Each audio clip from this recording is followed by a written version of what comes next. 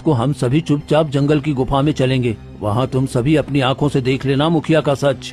हाँ, हम तुम्हारे साथ चलेंगे।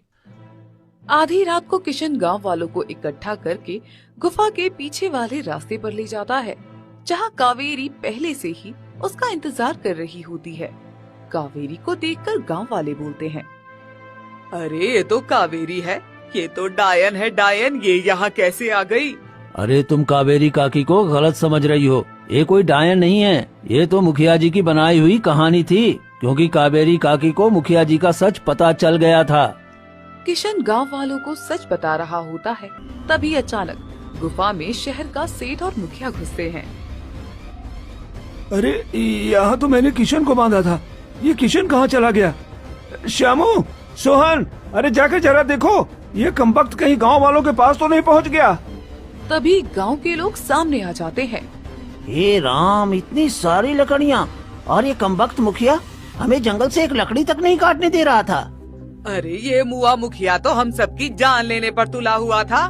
ये हमारी मजबूरी का फायदा उठा रहा था, फायदा, और हमारे ही जंगल की लकड़ियों को शहर में ऊंचे दामों पर बेच रहा था। अच्छा, इस मुखिया को सजा मिलनी ही चाहिए। चलो चलो, आज मुखिया को सबक सिखाते हैं।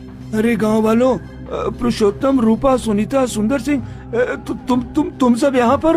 हाँ मुखिया जी, ठंड के देवता को मनाने आए हैं हम।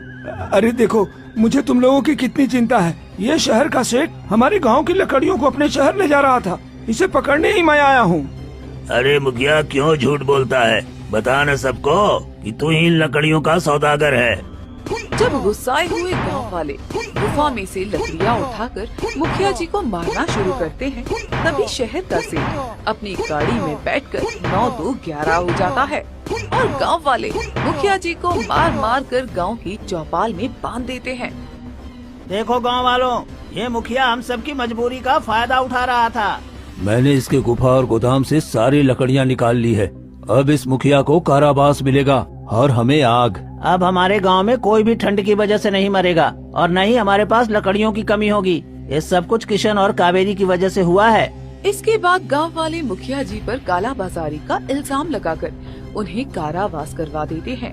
उसके बाद कावेरी के शव का अंतिम संस्कार सभी गांव के लोग मिलकर कर देते हैं और रात के समय गांव के बीचों बीच लकड़ियों का अलाव जलाकर पूरा गांव चौपाल में बैठता है और खुशी खुशी अपना जीवन बिताते हैं। वास्तव में कावेरी काकी डायन नहीं थी। असली ठंड मौसम में नहीं, बल्कि इंसान के लालच में होती है, और असली गर्मी इंसानियत में, जो कावेरी काकी ने दिखा